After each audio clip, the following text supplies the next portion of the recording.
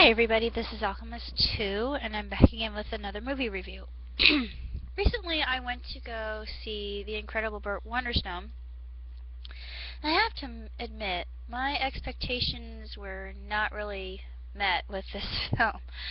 Now, I'm not going to say it's terribly bad. It really isn't a bad film, and it's not necessarily good, but I think it's right in the middle. I think it's okay.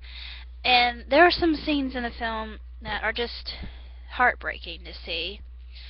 The plot is pretty straightforward, and it's been done before. But you've got this young man who's been bullied his entire life, and he gets a magic kit from his mother who's never around. And this inspires him to become a great entertainer. Of course, he makes a friend, the only friend he's ever had, Anton. And Anton's played by Steve Buscemi, and I really didn't recognize it until the credits. I thought, oh, yeah. No wonder I recognize who that is now. Excuse me. I think he and Steve Carell did a really terrific job together. They had a lot of good chemistry, and they were the main focus of the film. And they had a terrific friendship together, and it was a really good object lesson. There were a lot of good lessons from this film about why you shouldn't be selfish, and why you shouldn't be egotistical, why you shouldn't demean other people, and why you shouldn't be a jerk, because karma will come and bite you in the butt, basically. There was another character played by Jim Carrey who was a takeoff on Chris Angel. And they did a parody of the show. Instead of calling it Mind Freak, they called it Brain Rape. And I don't know why, but that really cracked me up. Nobody else got it. But Steve was, Steve had the higher billing because he was the main character. Jim was more of a secondary character. He came off as more of a cameo, which was very unusual, I thought. His character was really maniacal and a bully and just an all-around jerk, and very twisted and contorted, almost monstrous. He was just mean throughout, and you just wanted to see him get it stuck to him, and it actually does, quite literally.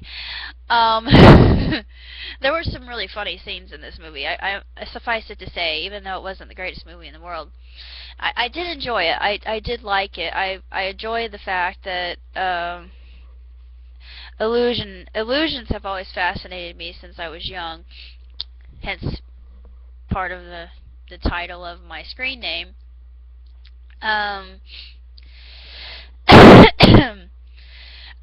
Brad Garrett was a cameo for a few seconds as Steve Carell's lawyer, so to say.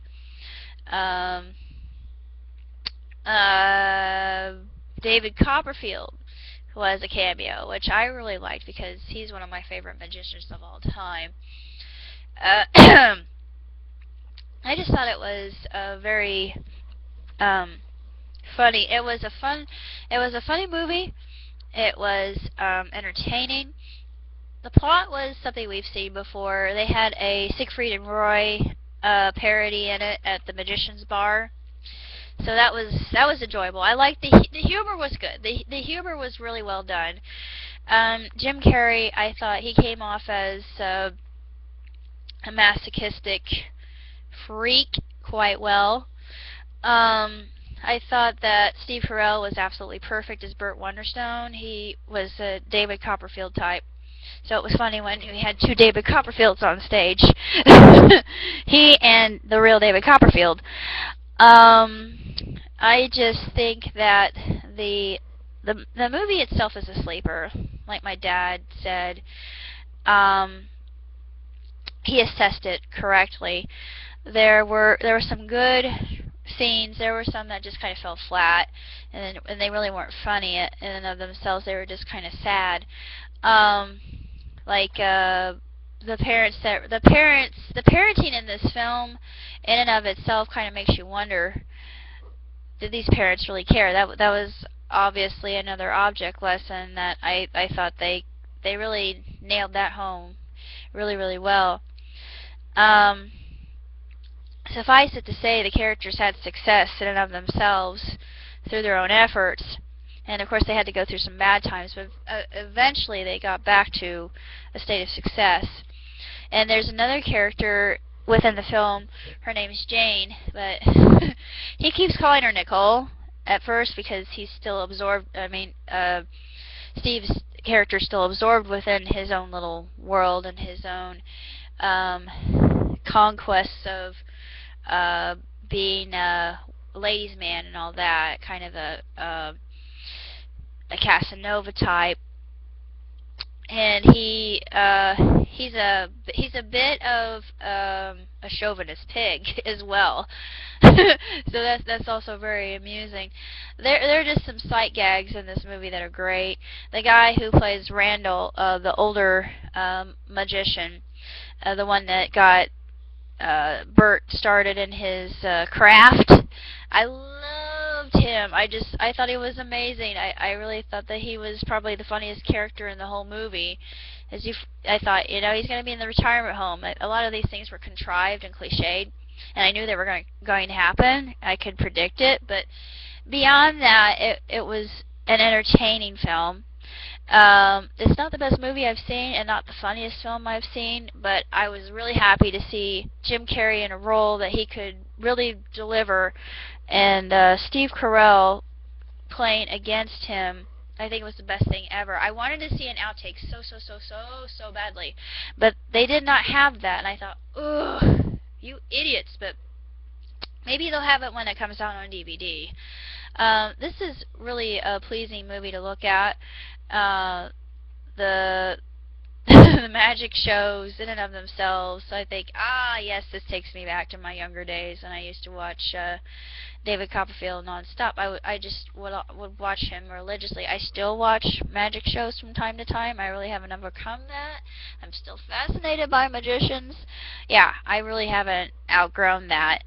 I give the movie itself just one thumb. I can't give it 2 because I don't think it's good enough for that, and I give it about 3 stars. I mean, it's an okay film. It's not the best movie I've seen, but it has a lot of good lessons in it, good morals, and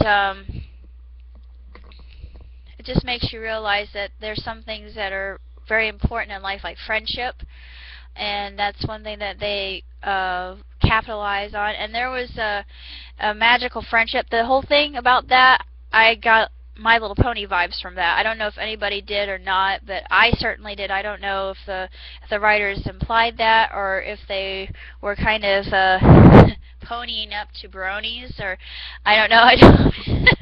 That's a funny way to say it or to think about it, but I kind of thought that, and it's really if you're like me and you like magicians, then you'll be entertained by it. You won't be bored. It is an enjoyable film. I mean, I'm not gonna put it down entirely.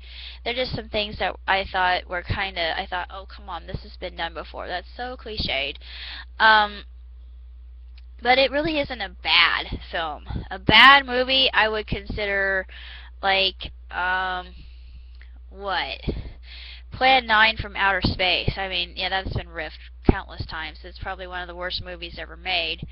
I haven't seen it yet, but I'd like to see the riffed version of it with riff tracks, which is, modern day version of MST3K. Same crew, blah blah blah. But it's really nothing compared to that, and it's actually not half bad. And James Gandolfini, seeing him in this film as well, I thought, wow, he can he can really stretch himself quite a bit, and he did comedy pretty well. I thought, I've never seen him in a comedy film before. It's not half bad. Good